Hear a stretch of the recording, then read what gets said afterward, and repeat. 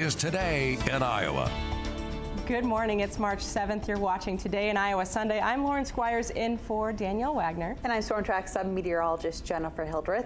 And you know what, Jennifer? I'm an optimist. So I'm going to look at your forecast this week and think, okay, no snow, but lots of rain in most areas. Well, that's positive. So yes. Optimism. Yeah. Spring is near. Thanks, Jennifer. Yes. And speaking of spring, in less than 2 months, the Cedar Bend Humane Society plans to celebrate its grand opening for a new adoption center. The $1 million center is more than 3 years in the works. Danielle Wagner gives us a sneak peek. Thanks, Danielle. The new adoption center was built environmentally friendly, and the building itself is energy efficient. The Cedar Bend Humane Society plans to host an open house this spring for the public to tour the facility. Dates for that open house haven't yet been set. Now, the public got the chance to voice their concerns regarding proposed changes in the state health and human services. Dozens of people attended a forum yesterday morning in the area about education in Cedar Falls. 4 senators and 7 representatives from the Iowa legislature were invited to the event. A number of questions resolved around the possibility of cuts in the Department of Human Services and how those cuts will impact the public.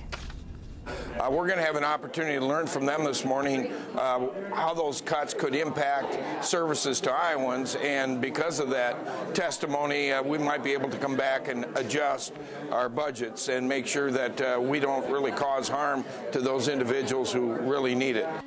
Now, the director of Iowa's Department of Human Services has already told staff to brace for big cuts depending on what lawmakers do with the budget. Also, in education is going to get hit big in our state. Iowa's largest school district, Des Moines, will cut $33 million in next year's budget. That cuts about $720 per student. Nearly 350 teachers will lose their jobs.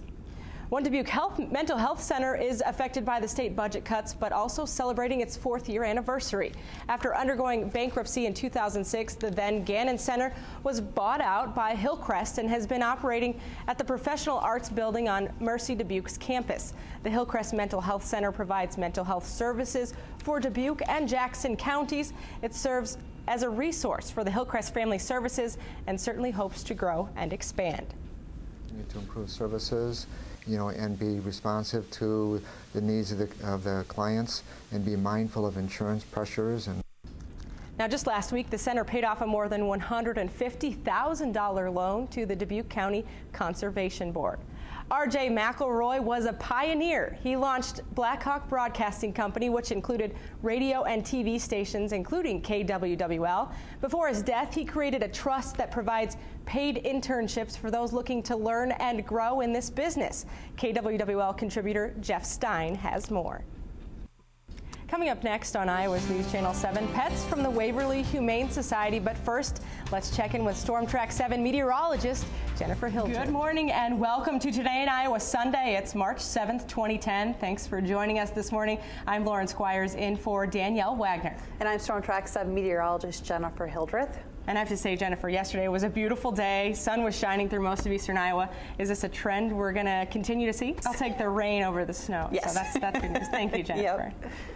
Blackhawk County Sheriff's deputies and state troopers spent more than an hour tracking down 4 juvenile inmates who escaped from the North Iowa Juvenile Detention Center. The detention center is located at West Dunkerton Road, just north of Waterloo. Blackhawk County Sheriff Tony Thompson tells us an inmate overpowered the staff member, then obtained keys and ran from the area. It all started before 8 last night. 3 men and 1 woman were found in the area and back in custody by 9:15 last night. Sheriff Thompson says 15-year-old Carmisha Venable of Waterloo, 16-year-old Trey Todd Ellis of Waterloo, 15-year-old Jatira Swingston of Waterloo, and 17-year-old Colton Talon of Mason City face additional charges. They're being held in the Blackhawk County Jail. Iowa City police are looking for a suspect in a stabbing at an apartment last night. Police say around 8:30 Saturday night, a man was stabbed inside an apartment in the 3500 block of Shamrock Place. They're looking for a woman, but they're not saying whether she's a suspect at this time. The man was taken to the hospital, but we do not know his condition.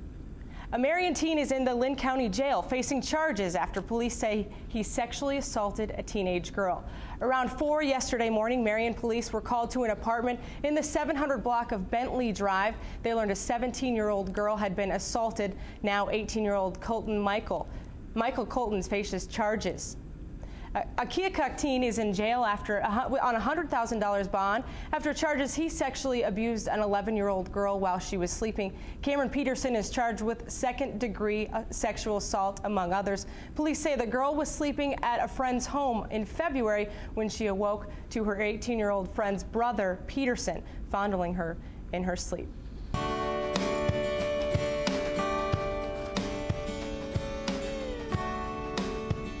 Well, today is the 7th of the month. That means it's Buddy Check 7. In this month's coverage of advanced treatment in breast cancer, Tara Thomas has a special report on a new cancer therapy available in eastern Iowa. It means patients can now get done in 5 days what used to take 7 weeks. Watch tonight at 5 for more on that report. Removing a breast that is not cancerous may actually be beneficial to breast cancer patients. Research at the University of Texas MD Anderson Cancer Center found a small survival benefit between women under the age of 50 with stage 1 or stage 2 cancer that is ER negative. That particular group makes up less than 10% of all breast cancer patients. And we have an entire page devoted to Buddy Check 7. You can check it out on our website at kwwl.com. You'll find more information on breast cancer, mammograms, in addition to a breast exam how-to video. A Cedar Valley celebration that lasted a quarter of a century kicked off yesterday. It's the 25th annual Maple Syrup Festival. Guests came for a pancake breakfast at Hartman Reserve Homemade Maple Syrup. Guests learn how maple syrup is made, from tapping the tree to cooking the syrup. Really, it hasn't changed in thousands of years. It's very similar to how people did it prehistory. Now, the history of making that syrup can even go back even further than that. Recent archaeological digging helped discover what's thought to be remains of a maple syrup site from 200 AD. Those remnants are also on display. Now, some robots skilled to play soccer are headed to nationals. That's right, you heard it right. The robots were designed by the Cedar Falls High School students team Swart Dogs. This is video from a practice in February. The robots conquered specific tasks with a soccer ball and scored a goal. This weekend, the team was one of 60 high school students competing in Kansas City. Among one of the teams was one from Linn-Mar. Yesterday, the Cedar Falls students qualified for the national competition next month in Atlanta, Georgia. And for all you bride and grooms planning your wedding, that sometimes tends to be the hardest part. Well, today there is help available. The wedding show at Park Place is set today in Cedar Falls. Admission for the show, which starts at noon, is free. There'll be a bridal fashion show featuring the latest fashions from several vendors. There's also a decorating workshop at 3. Coming up next on Iowa's News Channel 7, a look at one of the hardest races in the world that also helps celebrate the lives of soldiers. And a new pet adoption center will open in the Cedar Valley.